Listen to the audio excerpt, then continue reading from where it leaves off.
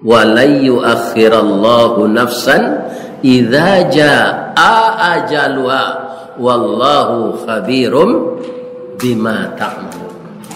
Kalau ajal seseorang lah sampai, tidak bisa ditunda lagi. Wallahu khabirum bima ta'malun tu tajam sindiran tu Ustaz. Kalau diterjemahkan biasa serancak tu, Allah Maha mengetahui apa yang engkau kerjakan. Tapi kalau dipindah ke bawah, ambolah menyuruhang dia teh berinfak. Wa anfiqu mimma razaqakum min qabli ayyatiya ahadakumul maut. Nafkahkanlah harato engkau sabalun malaikat maut tibo lambo sampai dia teh. Kini malaikat maut lah tibo engkau ka berinfak lai.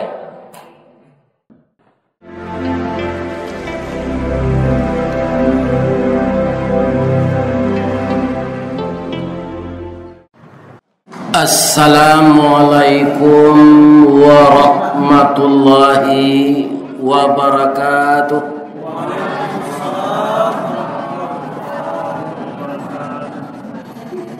A'udzu billahi minasy syaithanir rajim. Bismillahirrahmanirrahim. Alhamdulillahi rabbil alamin. Khalaqal insana fi ahsani taqwim wa ba'athan nabiyyina mubashshirina wa mundhirin wa anzala ma'ahumul kitaba bil haqq liyurshidun nasa ila sabilil huda wa yukhrijuhum minadh dhulumati ilan nur. Ashhadu an la ilaha illallah wa ashhadu anna Muhammadar Rasulullah sallallahu alaihi wasallam la nabiyya ba'dah amma ba'd. Qala Allah ta'ala fi kitabihil karim. A'udzu billahi minasy syaithanir rajim. Bismillahirrahmanirrahim. Man dzalladzi yuqridullaha qardan hasanan fayudha'ifahu lahu adha'afan katsira. Wallahu yaqbidu wa yabsut wa ilaihi turja'un. Sadaqallahul azim. Artinya kita berlindung kepada Allah dari godaan syaitan yang terkutuk dengan nama Allah yang Maha Pengasih lagi Maha Penyayang. Barang siapa yang meminjamkan hartanya pada jalan Allah, maka Allah akan membalasi adha'afan katsira dengan lipat ganda yang tidak berhingga. Katsira atau banyak. Allah yang menyempitkan rezeki dan Allah yang melapangkan, dan kepada Allah semua urusan dikembalikan. Al-Quran surat nomor 2 ayat 245 atau Al-Baqarah. Yang dimuliakan Bapak pengurus Masjid Baitur Rahman Kampuang Jamba menyisi Rimbo di balik Kampuang Mandai Liang sadang dun sana lenda ibu konon rang Kampuang Bakuli Liang. Mudah-mudahan tidak terjadi di Kampuang Jamba. Amin ya Rabbal alamin. Yang dihormati Bapak-bapak dan ibu-ibu, kaum muslimin dan muslimat yang kami harapkan anak cucu kami pelajar TPA, TPSA, juga anak-anakku, cucuku yang menghafal Al-Quran, akan dibangun rumah tahfiz yang bernuansa modern, tidak akan ketinggalan sepanjang zaman.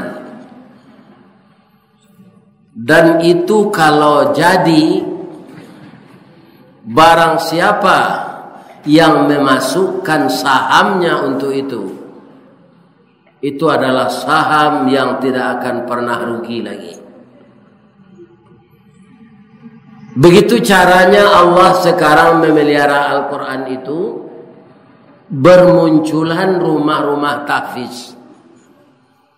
Sehingga kalau ada orang yang ingin mengubah, mengurangi atau menambah huruf Al-Quran itu, cepat ketahuan.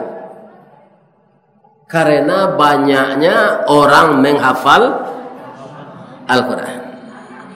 Jadi kalau ada anak ibu-ibu muda yang ingin menghafal Quran itu, sokonglah sebaik-baiknya. Karena ibu akan beruntung nanti. Anak yang hafal Al-Quran, memahami isinya, mengamalkan dalam hidupnya, pahalanya mengalir kepada ibu-ibu dan bapak-bapak yang punya anak, walaupun tulang dan daging telah hancur di dalam tanah. Dan di akhirat nanti akan dipasangkan mahkota dari surga kepada kepala bapak, ibu dan ayah yang menyerahkan anaknya menghafal Al-Quran. Sianan mengeluarkan dana untuk jalan Allah, Allah menyebut meminjam. Kau orang tu. Padahal kita tahu yang punya segalanya ini Allah. Awak hak pakai. Begitu Allah memotivasi, mendorong, menyemangati kita untuk berinfak membangun agama Allah ini, maka Allah menyebut kalau orang berinfak, Allah berutang kepadanya. Kalau kita kaji ayat tadi, yuqridu itu Pak, dalam bahasa Arab itu fi'il mudhari'. Qarada yuqridu. Apa artinya? Fi'il mudhari'. Qarada fi'il madi. Barang siapa yang telah meminjamkan, yuqridu, hartanya pada jalan Allah dengan pinjaman yang baik. Kenapa Allah menyebut yang baik? Bikuah doa awak, pitih ko pitih tidak selesai dapat. Tapi awak babuek sesakan tak awak. Pitih tidak selesai dapat. Ko agak seperti go di infaan saya, boleh embarasih nanti enggak. Ya kan? Nah, ko pitih korupsi dah. Piti dana COVID lah, ya kan? Nah, para jemaah di kumpulan itu, awak menyangkut kalau ledempaan sebagian abih dosa. Itu anggapan yang sangat salah sekali, bukan sekedar keliru. Man jama'a malam min haramin, barang siapa yang mengumpulkan harta dari harta yang haram, sedangkan Allah mengatakan tadi qardan hasanan, harta yang baik, yang halal. Summa tasaddaqa, kemudian dia bermaksud untuk mensedekahkan, lam yakum fihi ajrun, tidak akan dapat dia pahala. Wa kana ithmuhu ilaihi, tapi dosa yang akan menimpanya. Jadi kalau ada piti-piti korupsi, jangan dimpak lantak seseorang. Kanak bini kan tak perlu dia kan. Ya kan? Tak perlu. Karena yang dimakan itu akan jadi darah daging bagi anak kita. Kullalahmin nabata haramun fannaru aulabi. Setiap daging yang tumbuh dari makanan yang haram, neraka lah jadi tempatnya. Jadi yang bersih. Tu Pak, bedanya rangi jo kapindiang. Jawablah jangan niang saya. Kapindiang makan darah, rangi makan darah. Tapi bedanya, kalau rangi menggigit awak, kamu ambil darah awak, nyo mengong kali awak kapok lu telinga, marengong, ngeng dari stardi, ambo menyembik udara darah udah seketik yo, badan udah kan lagi kapok minum tetandu seterus, seketik darah perlu dia ambonya, badan ambo ketik lu nak banyak makanan ambo dah, nyo minta lu pak. Kapindiang asal sandawa di kursi rotan ada kapindiang sana ndaknya minta apa langsung nyo gigi sawa nyo ambil darah pak. Jadi rangi kalau dipicik sudah memakan menggigi daging awak kan nyo ambil darah awak tu dipicik rangi itu ndak bawa undo pak karena nyo minta kapindiang ko busuk pak karena darahnya cilok saya. Jadi orang-orang korupsi kau bau kapindiang dia kira nanti. Jadi uang yang seperti itu jangan diinfakkan kemana-mana. Ya kan? Bak kece Ustaz Haji Sril tadi setelah halal berhalal kau awak berubah dari nan kurang elok kanan elok, dari nan baik ke lebih baik lagi. Itu tandanya kita orang menang. Dan itu tandanya kita hidup di bulan Syawal meningkat segala-gala amal yang kita lakukan dari hari-hari yang berlalu. Kaum muslimin, kalau ndak amu hawa bainfa untuk jalan Allah, Allah lah mengecek meminjam kawa. Kanyo bayi berlipat ganda. Diingatkan oleh Allah. Allah yang menyempitkan rezekimu dan Allah yang melapangkan. Jadi kutiko rasaki itu lapang, keluarlah untuk infak. Mengeluarkan infak ko bapak-bapak ibu-ibu untuk asegunonya dalam agama Allah Pak. Itu pemancing rasaki lain. Ibu-ibu kalau mendabi ayam ko yang kampung dan dikurung dalam kandang. Lah dilapihan pagi, dak takana baso salah saiku ayam ko ke dilapi. Lah dilapihan awak ke mendabi ayam dikaja ayam ku atau diumpan jatah atau melukui. Diumpan. Kalau dikaja hanya mengalah buang tabang. Tapi kalau diumpan hanya merokok salah, ada resik sedadonya. Jadi rezeki yang banyak agar datang kepada kita, umpanlah dengan sedekah. Salah satunya yang disampaikan Pak Pengurus tadi. Itu kaum muslimin tak tangguang-tangguang tu. Kalau kau membuat rumah tapis, membuat musaji, membuat yayasan pesantren. Ya kan? Itu menurut kadar awak masing-masing. Nanjale ado. Sebab apa? Banyak orang menyesal perkara uang ko, malaikat maut lah tiba inyo ka infak. Ni mau Ustaz tahu ayat mengatakan itu. Fayaqula rabbi laula akhartani ila ajalin qarib fa asaddaqa wa akum minas salihin. Malaikat maut lah tiba mak. Ya kan? Kamu mencapai angoknya, agak ceknya ke Allah. Ya Allah, tundalah kematian saya agak sebentar.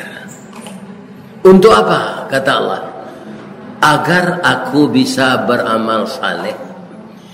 Infak ambo indak sekadar persennya kambo keluarkan lain. Kambo agihan anak toko sadonyo.